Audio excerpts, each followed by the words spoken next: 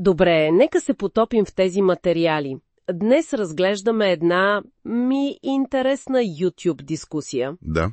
Фокусирана е върху актуални енергийни астрологични теми. Конкретно така наречения портал Лъвска портал и връзката му с звездата Сириус. Точно така. Източника, който гледахме, разглежда как определени астрологични подравнявания, да, конкретно между Сириус, нашето Слънце и Земята, създават нещо като, да кажем, енергиен портал. Ага. Това явление се случва всяка година, приблизително от края на юли до към средата на август. Да, чувала съм за този период и нашата цел тук е да извлечем същината, нали? Именно. Какво означават тези енергии, поне според източника, и какви възможности, може би за осъзнаване, за личностно развитие, се представят. Точно. Интересно, споменава се и връзка с сезона Ламас или Лугнасад. Да, това е келтският празник, времето на първата жътва. И тази връзка, тя случайна ли е? Според източника, не съвсем. Идеята е, че както при жътвата събираме плодовете на труда си, така и енергията на Лъвската порта ни кани да направим една равносметка. Равносметка на какво? На вътрешния ни посев. Да видим какво жънем в живота си като резултат от нашите мисли, чувства, действия. Разбирам. Значи Лъвската порта не е само за, да кажем, привличане на изобилие, както често се говори. Не само. Свързано е и с автентичността. С енергията на знака Лъв, онази смелост да бъдем себе си, да изразим истинската си същност. Да, смелостта да сияем, може би. Нещо такова, да. Но тук става наистина любопитно с представата за Сириус. Какво за Сириус? Източника го представя като наша духовна звезда и набляга, че Сириус всъщност е двойна звездна система. Двойна звезда? Да. Сириус. Това е ярката звезда, която виждаме с просто око. И Сириус Б, нейният спътник. Който е по-малко видим. Точно, по-малко видим и е описан метафорично като сенчев аспект или дори черната звезда. Черната звезда. Звучи малко зловещо. Може би, но ключовия момент тук е как източника използва Сириус Б. Не просто като сянка, а като неразделна част. Необходима за целостта. Тоест не е нещо лошо по своята същност. Не, по-скоро е метафора. Мощна метафора. Добре, интересна концепция за Сириус Б. А обяснява ли се защо точно Сириус играе тази роля на духовна звезда с такава дуалност? Или е по-скоро символично? Доколкото разбирам от източника, представено е повече символично. Като огледало на нашата собствена човешка дуалност. Нашата светла и тъмна страна. Именно. Идеята е да обикнем своя Сириус Б. Да обикнем сянката си. Точно. Което означава да приемем и интегрираме собствените си сенчести аспекти. Рани, страхове, несъвършенства. Вместо да ги отричаме или да ги проектираме върху другите. Да, точно това. Да спрем да ги изтласкваме. Това звучи като призив за доста дълбока вътрешна работа всъщност. Определено. И се свързва с една по-голяма идея, която източника също засяга – преминаването към единно съзнание. Единно съзнание? Какво точно се има предвид? Според източника, това означава да се освободим от това, което нарича трайбализъм. Трайбализъм, като племенно мислене. Да, мисленето ние срещу тях.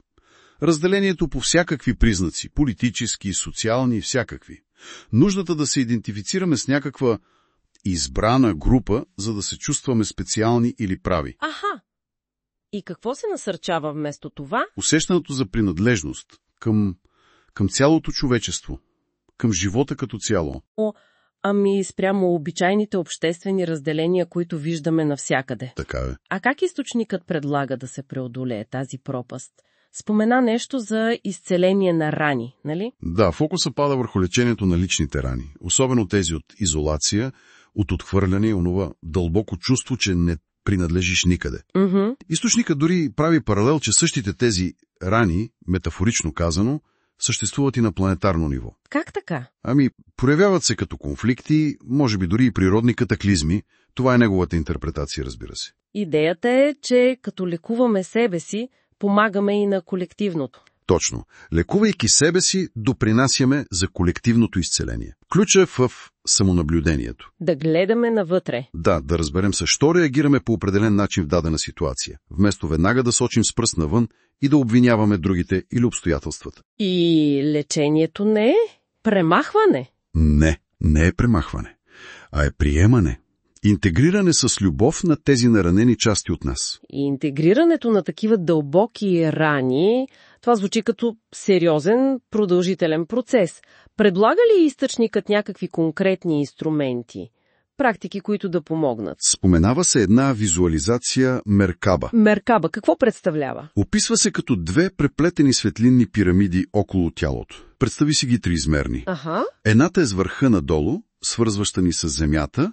Тя представя женски аспект, приемането, интуицията. Добре. Другата е с върха нагоре, към небето, към слънцето, мъжки аспект, действието, волята. И те се преплитат. Да, преплитат се и се срещат, балансират се в сърдечния център. Понекога се визуализира и символ на безкрайност в точката на пресичане. Интересно, като алхимичен символ почти. Точно. Символизира алхимичния баланс на мъжката и женската енергия вътре във всеки от нас. Срещата им в сърцето. Значи изглежда, че всичко наистина се свежда до тази самоосъзнатост? Да. Да разберем вътрешните си механизми, защо реагираме по определен начин, да поемем отговорност за реакциите си, съзнателни или несъзнателни. Точно така. И да работим за интегриране на всички части от себе си. Дори и трудните, сенчестите. И е важно, както каза, че източника напомня и за баланса. Абсолютно. Тази работа с сянката, колкото и важна да не измества напълно радостта, лекотата, почивката. Да, това е много важно уточнение. Не е нужно да е само тежко и сериозно. Добре, ами като обобщение, какво е основното послание, което извличаме от този източник? В крайна сметка посланието изглежда че настоящите енергии и може би събитията във външния свят, които понякога се усещат като повдигане на завеси. Да са всъщност отражение на вътрешните процеси.